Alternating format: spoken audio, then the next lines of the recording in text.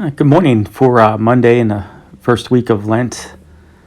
We get a nice treat here, at least I consider it a treat. I don't know about you, but a rare occurrence where our first reading comes from the book of Leviticus, the very, I guess, popular book, but in a negative way, where, we just kind of push it aside and think the book is totally worthless for us. The book deals a lot with worship of the Hebrew people.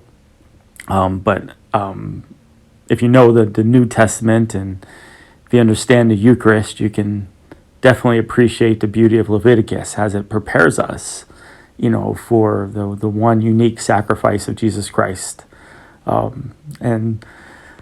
anyways, with this book of Leviticus, we're given chapter 19 to kind of coincide with today's gospel reading from Matthew 25, the famous separation of the sheep and the goats, and what separates the sheep and the goats is what their moral conduct and how they had a concern for the poor.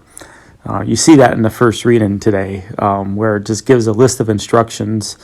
Again, most of the instructions deal with not dominating the weaker person, but showing a lot of mercy and compassion towards them.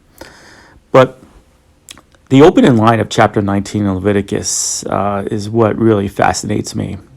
Here it is. The Lord said to Moses, "Speak to the whole assembly of the children of Israel and tell them." And here's the ultimate instruction right here. "Be holy, for I, the Lord your God, am holy."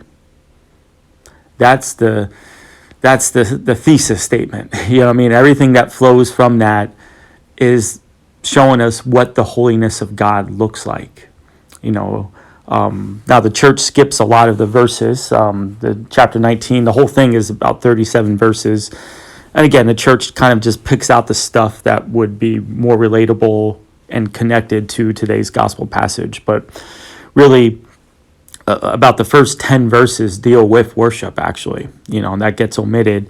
Then we get into more of the moral conduct. You shall not steal, don't defraud your neighbor, don't act dishonestly and render in judgment, bear no hatred for your brother in your heart. Again, things that I think are kind of somewhat connected to today's gospel passage. But be holy, for I, the Lord your God, am holy. And if there's anything that God has a right to, God has a right to dominate us. It just the all-powerful creator, the giver of life, we've sinned against him. We've wronged him. If anyone has a right to abuse us, it's God himself. And yet he doesn't act in that way. The all-powerful God, the creator of all things, who brings everything into existence, it's just a God that is just constantly given life, given gifts, given mercy, a concern for the weak and vulnerable in society. And he's asking us to do the same. If we want to be holy, we have to have compassion on those who are less fortunate than us. That's the ways of God. Just so often we're just have this inclination, to, I don't want to say dominate, but, if we feel we have something over someone else, even if we feel like we're morally justified in it, it's not the ways of God. It's not the holiness of God. God is what God, holiness means what? Like to separate, so we're supposed to act differently than the rest of the fallen world. Like that's what holiness looks like, to be set apart for God. And our conduct doesn't always go with the flow of things. In an age of Catholicism where there's many voices out there telling us to be like the world, to look like the world, to mimic what the world preaches in terms of values, but we're not called to that. We're called to stand out. We're called to be different.